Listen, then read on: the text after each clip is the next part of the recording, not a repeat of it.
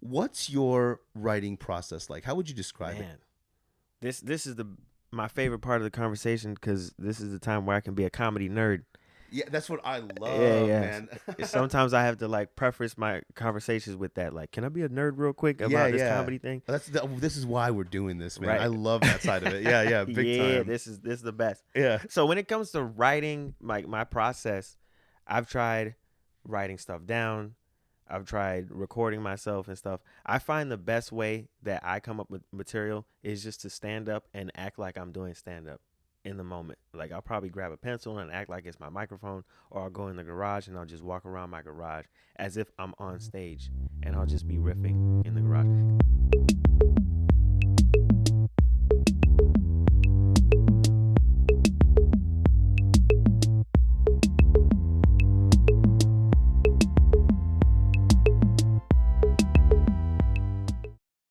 Ladies and gentlemen, welcome.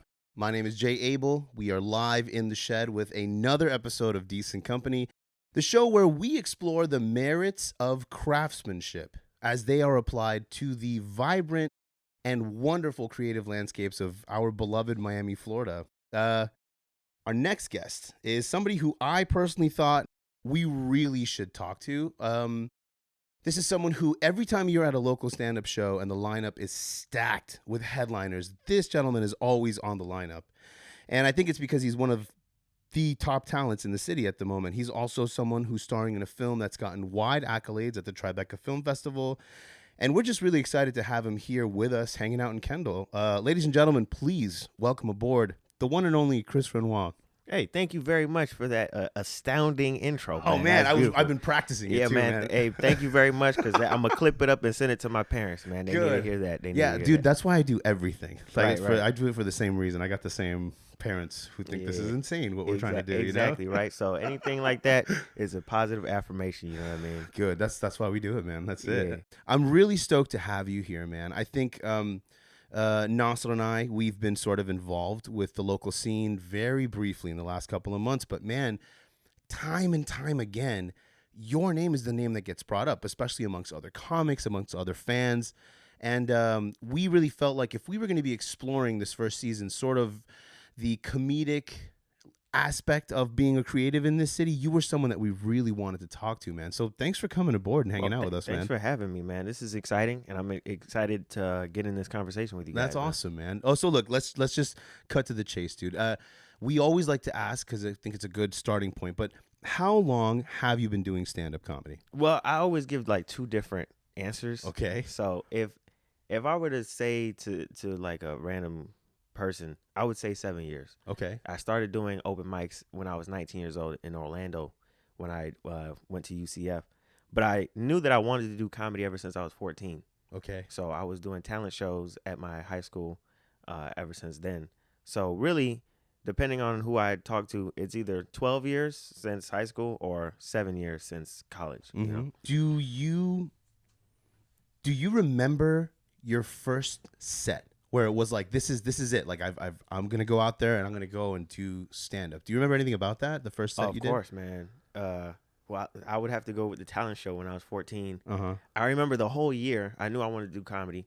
I would watch Dave Chappelle. I would watch Chris Rock, any Comedy Jam set that I could, and I would write jokes in my iPod, just write them in my notes and stuff. And the whole year, I was just like doing jokes for friends, or if we had a substitute teacher, I would like try to perform jokes in a small group.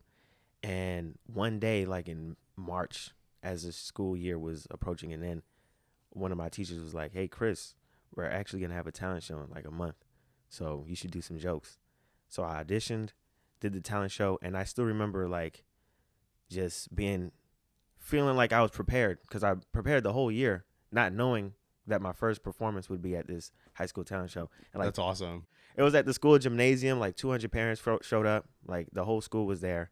And I remember performing, and it was just like, it was like the number one sign that I'm doing the right thing. Yeah. Like, this is what I'm going to do for the rest of my life. You know, it's crazy too. Like, not only at that age, but like having that big of an audience for your first gig, but then, dude, it's like an audience of people you know. Like, these are all Yeah. your friends' parents, and like you've been in Yeah, school with these guys forever. Like, Yeah. people don't realize that's a huge deal, you know? Yeah, man. I still remember after my performance, like I peeked in the back. I was just in the back, like watching the rest of the performances, and one of the parents came up to me and was like, "I didn't know you could talk," because I was such a quiet student. Yeah. But like I'm super funny, so she was like, "I didn't know you talked. Like that's crazy, you know." Yeah. I ended up winning second place. So Damn, who got first? hey, exactly. Yeah, yeah. It's the way history works sometimes, That's man. just Come the on, way dude. it works, man. And people were like, don't worry about it. But I'm like, man, it's not even about getting first place. This is about just affirming that this is the right thing to do. Oh, You know what I yeah. mean? Listen. At the end of the day, I mean, we're sitting here, and you've accomplished quite a bit in that realm, you know. Not to go too far off topic yet. I have a bunch of stuff we want to talk to you about. But Okay. do you remember the first bit where you wrote and were like, oh, like, this is an original thing I came up with that might make people laugh. Like, I like this. Like, you know what I mean? It was just making fun of my dad. Okay. Yeah, it was making fun of my dad watching me play basketball. Uh-huh. And like how upset he was that I was not good at basketball. You know what I mean? So I was just doing his accent on stage, and people were rolling. Did you do it then during that talent Yeah, show? I did. Oh, I man. did. Okay, cool. And my dad was there too, so it was dope doing those jokes in front of my father. As someone who's been doing it in South Florida for as long as you have, right? Have audiences here changed at all over the course of the time you've been doing it? And do you personally feel like if they've changed, it's for the better, for the worse? Well, I'll say I started doing open mics when I was 19 years old, when I moved to Orlando. When I moved to Orlando, that's when I started doing it. And everything I knew about Miami comedy was from comics up there. And what they would tell me is, it's not that great of a scene. The mics are too far away from each other. It's not as close-knit of a family as Orlando is. And so I heard a lot of people talk trash about Miami's comedy scene. And then when the pandemic hit and I moved down here, I started doing comedy in Miami for the first time. And it was completely different than what people had been telling me in Orlando. And I believe the reason is because when the pandemic happened, Florida was one of the few places that was still open. Like, nothing really changed. So many comics from New York and LA and other places that had strict lockdowns moved to Miami and kind of made the scene a little bit more popping. So the crowds since then have been, more volume. There's like more people that come to see comedy, even though people are still trying to change the culture as to what to expect at a comedy show. Because Miami's a party city. They pull up to a show, they want to be involved. They want to be talked to and all that stuff. And not every comedy show is like that. So while that culture is still changing, I think the demand for comedy is growing in Miami, which is super dope. Yeah, definitely.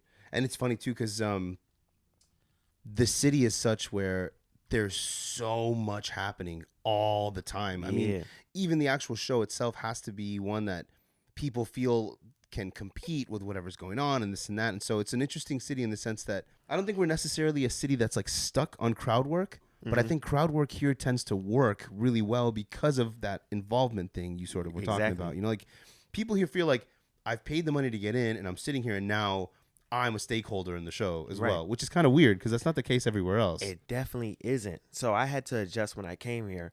And I would say my crowd work definitely has gotten better. Crowd work was something that I kind of stayed away from when I started in Orlando, which is good. If you're starting off with comedy, you should really focus on your bits and your voice. And then later down the line, if you feel like crowd work is something you want to implement, then you can work on that years later. And so I'm glad that I got the foundation of bit writing while I was in Orlando, understanding how to come up with a joke, 5 minutes, come up with a clean 5 minutes. And then when I came to Miami, the crowd work was something that I worked on, but not too much where it's like I rely on crowd work. But one aspect of it that I really enjoy and that I'm grateful for coming down here is just being more engaging. When you do jokes, a lot of times you can just get lost in what you're saying. But Miami forces you to get out of your shell and to be engaging and exciting and find a way to get people involved, even if you don't want to delve completely into crowd work. Is there something that you feel Miami as a comedy scene might be missing? Or on the other side, is there something that you feel that Miami as a comedy scene has sort of really specialized in itself and has been sort of special and native to us? Well, I really feel like if anything is missing, I've spoken to a few comics about this too, and they agree. So I hope nobody takes this the wrong way. But I feel like one thing that we are missing is just people who have been in the game for 10, 15, 20 years plus, who like impute their wisdom on the youth. And we do have a lot of dope veteran comedians such as Ricky Cruz. We have Gene Harding. We have Brittany Brave, even, people who have been doing this for years. But I felt like in Orlando, it was like kind of like having the cool kids club when you go to high school, and it's just like those kids that you can see but you can never hang out with. Yeah. When I was in Orlando, and I feel like in other scenes as well, you had those people that you kind of looked up to and that you wanted to gain their respect and their approval. And they would in turn give you wisdom on how you can get to their level. Mm-hmm. And so they're like accessible too. Yeah, they're accessible too. And so I feel like down here it's not a lot of that, and I wish there was more people who guided the younger comics and let them know like this is what you should be working on in the first 1 to 2 years of your career, But other than that, I feel like Miami has a scene where the family fabric is starting to come together. Yeah. It probably has always been there, but because so many more people are starting to do stand-up, like I'll go to like Thank You Miami on a Friday, and it's packed with people outside. And I'm like, I want to see more of that. Like when I go to a mic, I want to see 20, 30 comics outside just talking and, shooting the shit, politicking. For the politicking side, it really is unbeatable in the city right now. Oh, yeah, I don't think there's another place where people want to be out front and hanging out and just kind of like catching up with each other in that way. Yeah. You know what I mean? And some of our viewers might not know, Chris is also a co-star in a movie called Mountains, 2023 film that takes place in Little Haiti and sort of explores the elements of gentrification as told by people sort of experiencing it, right? And in the movie, you play a second generation Haitian, son of a Haitian immigrant, and who's also a stand-up comic. Right. And so I wanted to ask, like, I know acting and stand-up aren't necessarily the same system, but it's sort of in the same realm, right? Like, was that something you had ever thought about doing at any point? Yeah, for sure. Okay. I just didn't know it would be with this project, Yeah. So early. I was 24 when I was tagged on to do this project. I remember getting the message from Monica Sorrell, who directed the film. Yes. Fantastic young director. She messaged me on Instagram and was like, would you like to audition for my film? And at the time, I didn't know it was going to be what it is now. I thought it was probably just some like student film or maybe something that she wanted to put on YouTube. So I didn't take the message seriously until another stand-up comic in our scene, Reggie, hit me up and was like, yo, like my homegirl just texted you. You should respond. So I responded. And the rest is history. That's awesome. It was super dope. Yeah, for our viewers who might not know, the film has been picked up at Tribeca, and it's done really, really well at the Tribeca Film Festival. And the cool part about it is, like, I love talking about it with you because the film and the character you play, even in this sort of scenario that you're in, it's not a stretch at all from your day-to-day life anyway, right? At all. I remember reading the character description when they first sent me the script. Yeah, and they didn't know you. They didn't know me. Okay. I mean, they knew of me from probably videos that I put online and stuff like that, but personally not so whatsoever. So I read the description, and it was just like young Haitian American who loves hip hop and does stand up comedy and loves Kodak Black. I'm like, damn, these niggas know me. They must know me, son. But it didn't make auditioning easier. That process is totally different than stand up. Yeah. With stand up is instant gratification. It's instant gratification or just an instant response. It's either funny or it's not funny. You're looking at how it did. Right. You know what I mean? You're auditioning for people, and it's almost their job not to react. They're just analyzing. Yeah. And it's just like, it's a different thing.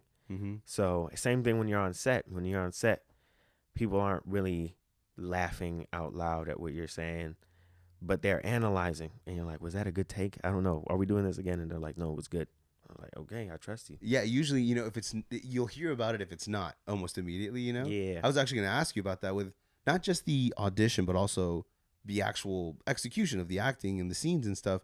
Was it someone would hear something like this and be like, oh, like they just cast him in a movie that's kind of about who he kind of is in real life, but it's not. Like, you're still playing a character, right? Right. Like, does that make it more difficult? Like, did you find yourself second guessing, like, okay, like Chris would do it like this, but Junior would probably, do you know what I mean? Like, is that a weird thing to kind of be in? Because it's so similar to your regular. There are certain things that Junior would do that I wouldn't do, and I told him up front, like, oh, I wouldn't have done that. Yeah. And like, there's certain things, like, because his character Junior has a lot of riffs with his father, and at the time, like in 2020, I had a lot of riffs with my father with the same issues. You're not going to school. You're taking this comedy thing. Like, I don't know if it's serious, but there's just certain responses that I probably wouldn't have said to my father. I'm like, I'm reading the script. I'm like, this little Negro doesn't have no respect. yeah, you know what I mean? Sure. So I'm like, I don't know if I would say that, but I had to take it there. Mm-hmm. I had to use the emotion that I might have had towards my father and say, well, if I was the type of person that would say that, like, where would that come from? Yeah. So it was difficult. I would say the most difficult part of the process wasn't even the audition or filming. I would say the most difficult part was rehearsing. When we rehearsed, they took us to like some studio in Miami, and we rehearsed. I rehearsed with Atibo Nazir, who plays my father, and he's a seasoned actor. So I'm not gonna say it's easy for him to get there, but like, once he reads the description, he takes a few minutes to meditate on where he's coming from, and he's there. Yeah. But me not being in that world, it took me extra time to get to those emotional valleys that I needed to get to. So, but Atibon and Sheila, who plays my mom, they're super patient, super kind. So they helped me get to that where I needed to be character-wise, you know? Yeah, and honestly, that's really, acting is just that, right? It's sort of the distance it takes between right now and where you need to be, like emotionally, you know? And like you said, someone who's a seasoned actor, it's a little bit different than sort of leaning on it for the first time, you know? Right. So, I mean, that's fascinating, dude. I'm stoked that it worked out. Have your parents seen the movie? Only my father. Okay. We had like a friends and family premiere Cool. last summer. My mom couldn't make it, unfortunately, but my dad saw it. And I know he got a little emotional. He won't admit it. But right after the film ended, everybody was in the theater. We were giving our closing remarks, and I looked to my left and my right. My dad was outside. I think he was trying to dry up some tears. Yeah. Real quick. But he really enjoyed it. And so I'm excited for him to see it again and for my mom to see it for the first time once it premieres at the Miami Film Festival. That's awesome. And look, you know what's cool too is like on the other side, like it's an accomplishment, right? Like you could look like on a screen. Oh my God! You could look at him and be like, "All right, man, is this enough for you to trust me?" That's pretty cool. Like I think I'm gonna be all right. You know, right? Like that's great. Mm-hmm. That's awesome. My dad's from the Middle East, so like I'm sort of in that. I have a couple of things that I do for money. We're doing okay, but then every time it's like, like 3-4 times a week, I'm out like telling my jokes with my friends, you know. And he's like, okay, I guess. I don't know what that means, but hey, okay. Yeah. He was in town like in Christmas, and I was like, man, you should really come out to one of my shows. And he was like, yeah, I don't think so at all. Actually, I was like, all right, cool. So we'll leave it there. I know how that goes, you know. Speaking of stand up, we'll take it back. I love the idea of like craftsmanship when it comes to telling a joke. It's not just tell a joke, be funny. Like, man, there's so much that goes into it, right? And so what I've learned is that every comic, despite their style, despite their voice, they all have like sort of a different ideology behind the procedural side of it, you know? So I wanted to ask you, what's your writing process like? How would you describe it? This is my favorite part of the conversation, because this is the time where I can be a comedy nerd. Yeah, that's what I love, man. Sometimes I have to like preface my conversations with that, like, can I be a nerd real quick about this comedy thing? This is why we're doing this, man. Right. I love that side of it. Yeah, big time. Yeah, this is the best. Yeah. So when it comes to writing, like my process, I've tried writing stuff down. I've tried recording myself and stuff. I find the best way that I come up with material is just to stand up and act like I'm doing stand up in the moment. Like, I'll probably grab a pencil and act like it's my microphone, or I'll go in the garage and I'll just walk around my garage as if I'm on stage, and I'll just be riffing in the garage, because I talk to myself a lot, and I feel like that is the best way that I come up with jokes, is by talking to myself. Because if I try to write it, it comes off as contrived and forced, but if I'm talking, it seems more natural. So I feel like talking to myself by far is the best way that I come up with material. And when it comes to trying to figure out how much time it takes between figuring out if something that I had thought of is ready for the stage, it really is just about how comfortable I am saying it without having to read it or anything like that. Because I don't know, you just have to have a certain level of confidence before you hit the stage with a joke. A lot of people are like, Chris, you don't do jokes on stage until you know it's ready. And I was like, I guess they're right. I guess they're right. And I don't know how much time that would be. I think it just varies from joke to joke. I really just think it's a feeling, like a confidence. Like if I'm confident in saying the joke, I will try it on stage. Have you ever been a little surprised at the reaction something got? Like maybe you personally were concerned this thing's just not ready to go, and it landed. You know what I mean? Or opposite. Have you ever been like, man, I've done this a couple of times. This is going to be the one, and it doesn't give you what you wanted. Oh yeah, for sure. You know what's even more frustrating is when you have a joke and it kills like the first 4 or 5 times you do it, and then the sixth, seventh time it's not working, and you're like, I'm doing it the same exact way. What is going on? And I think a lot of people say, well, when that happens, it's probably because you're not saying it with the same, I don't know, spontaneousness, I guess, with the first few times you say. Because when you have a new joke, it's almost as if it just rolls off the tongue in a certain way that feels like you're just coming up with it. It's almost like you're showing off. You know Right, what I mean? yeah, It's like, man, yeah. this thing is this flashy, cool thing I got. You know what I mean? And Yeah. it's got a nice like kick to it. You know? But sometimes you do a joke enough. If you do a joke too much, it could seem scripted, and the crowd is smart enough to realize that. Have you ever been doing jokes and you're thinking about something completely different? Yeah. Oh, definitely. You know, Yeah. the other thing too is, so I'm 6 months in. I have a 5 minutes that I was kind of, sort of, I thought was cool, and then I got to a place where I was getting kind of sick of that 5 minutes. You know, what was tripping Yeah. me up was going to certain mics and seeing like the same random dudes, not bartenders, like just dudes who hang out at this place. You know, Yeah, yeah. and now they've heard my 5 minutes, and that would kind of trip me up. And for me, immediately as soon as I felt like I was second guessing, that's when they never work. You know Yeah, what I exactly. mean? And then when I watch the footage the next day, it's clear, like, about me, like, yeah, that guy doesn't believe in any of this stuff, Right, exactly. So and they know that. they can tell, man. I think we don't give enough credit to comedy audiences. Like they can definitely tell if something is scripted or if you're not really into the performance. Sometimes I'm just going through the motions and I'm just reciting my jokes, and I always have to find a way to become more engaging and to really like I don't know, grab the room again. Yeah, which is interesting for me to hear you say that, because, like, man, you're the guy who, to me, right? You're one of the guys in town who you're very seamless about how you're telling your jokes.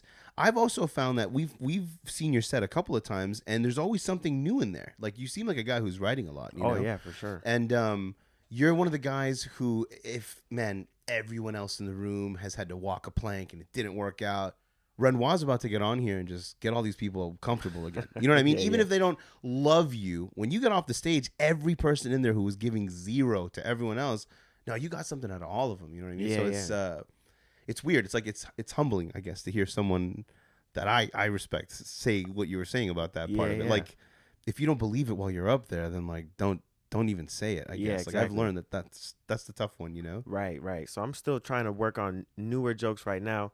And like you said, I'm not at that place where I even believe it yet. So I'm not gonna even try to do it on stage. Yeah. But maybe who knows? Maybe I'll do it on stage and see if I can figure it out while I'm on stage. So then that means you yourself are pretty heavily scrutinizing your own stuff, then, Oh right? yeah, for sure. Do you test it for anyone else if you're not going to do it on stage? Like, do you Man. have a girlfriend or maybe friends of yours that are close or something? Sometimes with my girlfriend, but you know, that doesn't work so much. She could tell if I'm trying to bet on her and stuff like Yeah. this. I don't know, man. I think that's another thing that I have to work on is being able to ask for help. Mm-hmm. I don't know, maybe it's a pride thing or whatever, but I have plenty of friends who have bits and they'll run it to me and they'll be like, "Are you working on anything?" And I'm like, "Yeah, but I'm still working on it." And I don't show it to them, you know? Yeah. So I need to be better about reaching out and being like, "What do you think about this joke? How can I make this better?" Because it's always better to collaborate. Do you do you really give something a chance before moving on, or are you pretty good about like, listen, this isn't it, I can't do this, and just sort of like maybe not shelf it forever, but just like walk away from it for however long you need? Oh yeah, for sure. There's jokes that I've written down that I felt were funny, but never see an audience. Like they're just in my notebook. Yeah. And yeah, like you said, a phenomenon that I find so crazy is when you write something down, you probably don't think anything of it, and probably a couple years pass, and you look back at it, and you're like, I never tried this joke, and you do it, and it's like, damn, okay, I figured it out now. Yeah. There's a joke that I do now about like being my friend telling me that he believes in reincarnation because he experiences deja vu a lot. And I'm like, nah, it's because you were in Taco Bell every Tuesday. Yeah. I wrote that joke in like 2019, and I did it a few times, and it wasn't working. So I just left it alone, and I brought it back in 2023, and it started working. So 4 years had to pass for me to kind of gain a new way of saying it, or maybe just, I don't know what it was. Maybe I wasn't believing it when I was doing it in 2019, but in 2023, it's been working ever since.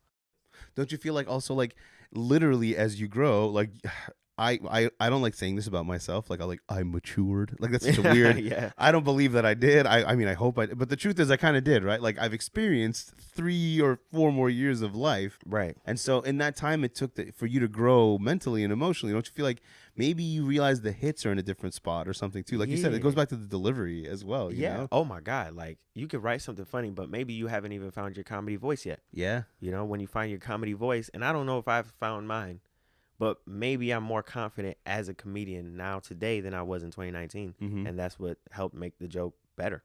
I guess when it comes to voices and material, is there any material? So we've had a couple people in here. I love asking this question because 2 people have answered the same already. Mm-hmm. Is there any material that you think really works here in Miami, Florida, specifically? I don't know. I feel like maybe anything that has to do with the first thing that came to mind was race. Okay. You know what I mean? Yeah. I don't know. Maybe I have a little advantage because I'm black. So I can say certain things about race, and they're like, we trust him. Yeah. He can do what he needs to do. Obviously, anything local. If you talk about anything local, that works every time. But I like to stay away from local material because I want to do stuff that travels, that I can do anywhere. Definitely. So yeah, race, local stuff, and yeah, man, probably dating. Dating is big here in Miami too. Mm-hmm. The culture of dating, that always works as well. So those are my answers. I'm pretty sure those weren't the same as everybody. Everyone's kind of said similar stuff. But we did have 2 comics like straight away go anything that jokes about cocaine. I was like, oh, that's great. I was like, That is pretty accurate. true. I was like, that's actually pretty true. I've accurate. never heard one of those not land, and they've come out of seasoned to like brand new people, and it's always like, ha. Yeah. There you go. Yeah. We like those. A cocaine joke has saved many of my sets. Yeah. I've seen a couple guys really just throw a buoy to themselves with one of those. You know what I mean? God, and they get hoisted back on the boat, you know? Mm-hmm. Is there anything, Chris Renois, that you feel just does not work in Miami, Florida, material-wise, that despite people have tried, you've seen good people do it, but... I would say anything that's too political. Mm-hmm. But especially if it's too left-leaning. Mm-hmm. If it's too left-leaning, it won't work. So you got to, that's one thing I respect about Miami. You got to find a way to joke about both sides. I'm pretty sure in certain areas in New York, you can be super liberal. And in certain areas in other places, you can be super conservative. But in Miami, you got to kind of toe that line. And so I've seen people try to be on a political high horse, and it just doesn't work. And so I've been able to fit some political themes in my set, but nothing too crazy where somebody's like, get him off the stage. Yeah. It's just, I seen a video about Dave Chappelle doing it, and it's called dodging laser beams or whatever, Just stay in the middle. You might have your own opinions, but when you're on stage, you got to kind of be somebody that can joke about both sides. So that's what I've learned, at least down here. Yeah, I feel like your set definitely does that very well. Like you don't draw any hard lines, right? Even though it might, like, someone could get halfway through your set and sort of assume how you might at home think or believe, or Mm-hmm. But like your set doesn't lean on anything, and I feel like you also give to I've definitely seen you give to both sides. Yeah, You know what I mean? exactly. And they're happy. Like So they all seem like, all right, cool, we're good. Literally, I have shows where people like come up to me afterwards and like Trump 2024. You're like, "Ew," like yeah, like, dude. all right. And the same thing on the opposite end. Joe Biden, man, we're Yeah. riding with Biden. I'm like, yeah, man, Just whatever. like, man, just come get 2 drinks and hang Yeah, out with me next exactly, time I'm in town, right. We're dude. just That's having it. fun at this Yeah, point, yeah. Is there any particular thing that maybe you have wanted to explore that you have not, or that you're gonna maybe start looking at? man. You know what I mean? Like, so much. I remember when I first started doing comedy, like 2 years in, I had a comic that I revered in Orlando. His name was Kim Miller. He was like, nigga, you tell all these college jokes. Got all these childish ass jokes. So I've been trying to, like, ever since then, like in 2019, I've been trying to mature with the jokes and stuff like this.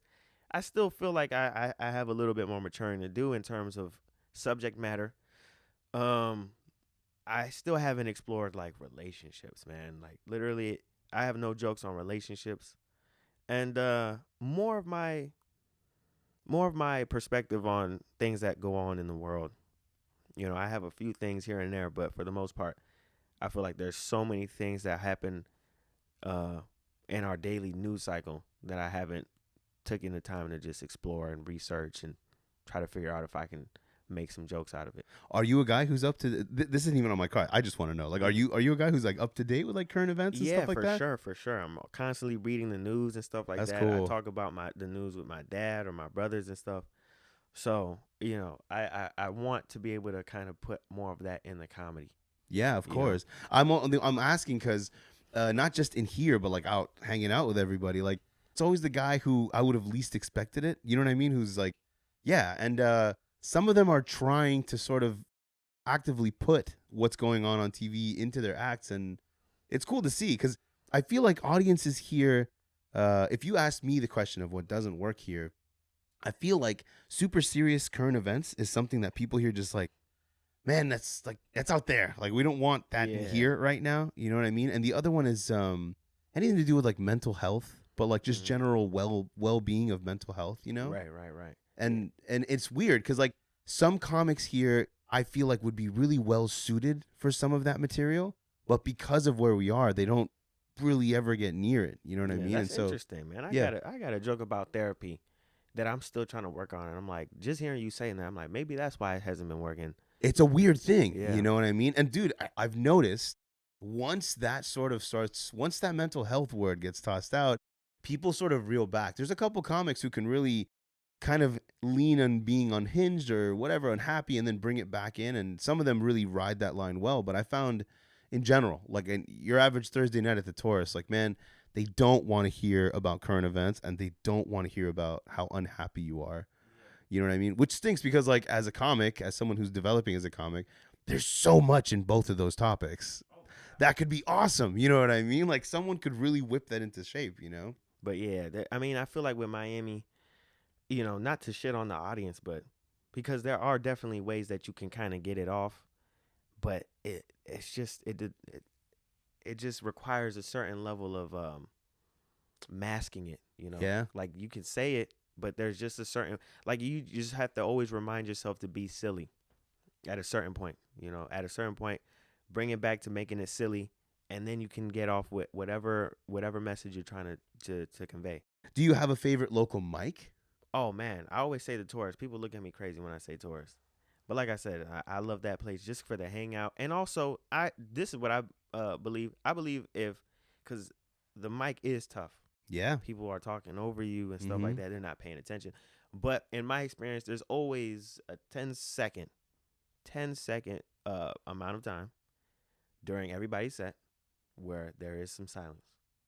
And if you can grab them within that 10-15 seconds, you have them for the rest of your set. If you don't, tough luck. They're not going to listen. But and so it's so important to be able to grab them. And I think that is a skill that a lot of people need. Like my friend Adri Fernandez, a comic down here. She's in Austin right now. And she did a show where it's a heckle mic. So you do 1 minute material, and then the rest of the show, people heckle you. And that seems crazy, but that might be a skill you might need later down the line. And I kind of feel like she'd be suited for Oh my that God, too, right? yeah, Like yeah. she's She's someone who went in there probably just like with she a her teeth gangster, out already. son. You know what I mean? Like Exactly. like She a ready gangster, for it. man. Yeah. So I feel like Taurus is the same thing. You need a mic where nobody's paying attention. A lot of people might complain about that, but it's like this is a skill you're going to need to have later down the line in your career, where you're doing a show and nobody's paying attention, or people are there but they're not really in tune with what you're doing. So you have to be able to get their attention and to keep it. So that's a skill that you need to have. That's why I love Taurus. That and the hangout together. Yeah. Like that's a great night. But you, man, again, not to, like, you're one of the guys at Taurus who you prevail, dude. Like we've seen everyone at Taurus 100 times. We go to Taurus every Thursday for the last 6 months.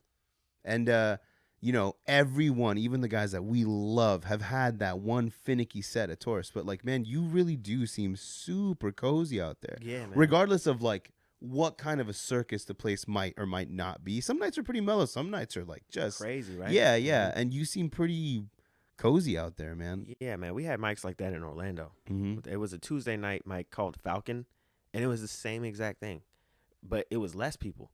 So it'd be like 5 people there who are not comics, and they would just be watching the TVs and not paying attention to what you're doing. So you just get used to doing mics in front of people who are not trying to listen. Yeah. And trying to get their attention and then keeping it for the rest of the mic. So. You know, we sort of touched on the Taurus issue a little bit. And throughout the chat, we've sort of spoken about some of the nuances that Miami audience are very specific with, right? Mm-hmm. Do you have any other challenges that you feel are very specific to being a comic in Miami?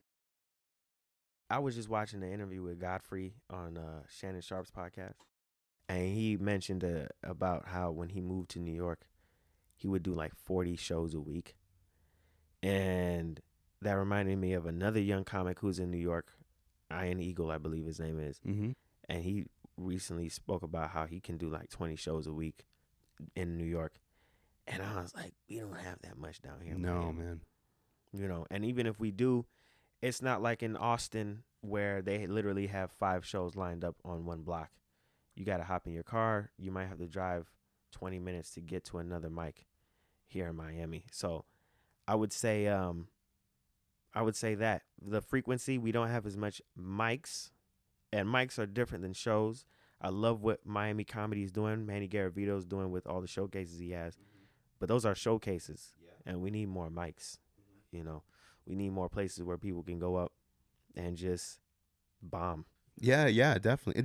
And work, you know, and develop their stuff. To have the freedom to go up there and bomb and to work shit out. Like when you have showcases, yeah, you're bringing in great clientele and you got all these nice Instagram reels, but it's so many people that need to work on their material. And if we're thinking about mics, not showcases, if we're thinking about mics, we don't have that much in Miami. I'm struggling to think, what mics do we have down here? We have Taurus on Thursday. Thank you, Miami, Monday and Friday. We've been really, I've been having pretty good success at Union. Connie runs a really fun room at Union on Wednesdays. Nice. That's nice. Listen, it's not for everybody. Another big shout out to Mike Dabbit. Dude, we love 7 C's. Oh, man, me too, After midnight on Mondays, man. I don't know, You're bro. out the Ghoul Squad. We love it over there, dude. It's so fun. I don't know what it is, but the mics that I love the most are the mics that people are like, you like that mic? That's what dude, I'm new, and every time I go 7 C's, they're like, why on earth are you even going there? I was like, man, something about, dude, 7 C's, you're part of the people. Like, you're on the floor, and you're on the ground level with all of them, and even the spotlight, like, dude, it's like you're just some guy who crawled off of your seat and did comedy amongst of other people sort of slouched in theirs. And man, I've had a couple of great sets in there, and it feels so good to prevail in there. Oh my God. You know what I mean? Because I'm starting to notice a pattern, bro. I think my favorite mics are the mics that have a challenge to it. Yeah. Yeah, it can't be easy, you know. 7 C's is one of those what I like about 7 C's is, dude, it's like a shuffled deck of cards. Like every Monday, different. You just don't know what the hell you're about to walk into. There could be 6 people in there. Man, me and this dude have been in there there was like 30, 40 people jammed in there for comedy on a Monday. Yeah. And all of them are in very different levels of like normalcy and not, and it's just, you know, I'm trying to be real diplomatic. Yeah, dude, it's a wild place. Shout out to Steph too for taking care of us over there. Steph you know, is the best. Well, we've sort of come to the end of the episode, and you've been really gracious with us with your time, and I appreciate your insight on everything, man. Thank you guys. I know this is a hugely broad question, but like, you're a guy who seems to have accomplished quite a bit in this crazy little comedy scene that we have here. You're one of the guys who's happening, and you've done a lot of things. What's your end game, Chris Renois? What's something that you hope to really sort of achieve? What is it that you're looking at getting to? I would say for sure is being regarded as one of the greatest to ever do it. Cool. You know, especially in my generation. Um, just watching people like Dave Chappelle, Chris Rock, George Carlin, and seeing what they've been able to accomplish with comedy and how they've been able to make it grow to what it is today. I kind of want to be that for my generation. So that's my goal right there. And it doesn't have to do with notoriety at all. It really has to do with the respect that you have for the game, the respect that you have for other comedians, and yeah, the work that you put into it. Because regardless of how famous you are, I think comedy is one of those beautiful things where some of our favorite comics, their favorite comic is somebody we've probably never heard of. Yeah, right? absolutely. So, but they have a massive amount of respect for them and their craft. So that's what I hope for, is to, when I'm done with it, people mention me, as one of the best. That's awesome, man. I love being sort of on the ground floor of this journey, man. And we look forward to nothing but accolades for you, dude. And we're pretty sure you're on your way, man. Appreciate you, brother. Thanks for hanging out with us. And as always, guys, be good to each other. And, check out Chris Renois on all of his socials. Where can they follow you? They can follow me, Chris Renois, on everything. That's Instagram, Twitter, TikTok, YouTube, Chris Renois, Renois. Follow your boy. Absolutely. We'll make sure to have all of his links up too. And as always, be good to each other and just, man, get out there, get involved, go see some art. And thanks for hanging out, guys. Cheers. Peace.